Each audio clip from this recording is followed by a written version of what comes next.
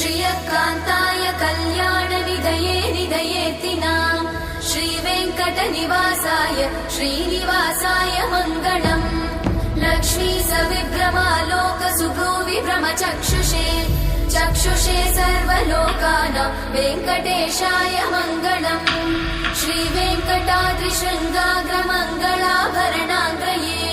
मङ्गलानां निवासाय श्रीनिवासाय मङ्गलम् सर्वावयव सौन्दर्य सम्पदा सर्वचेतसां सदा सम्मोहनायास्तु वेङ्कटेशाय मङ्गलम्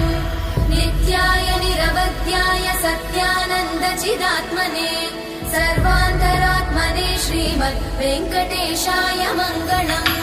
स्वतः सर्वविदे सर्वशक्तये सर्वशेषिने सुलभाय सुशीलाय वेङ्कटेशाय मङ्गलम्।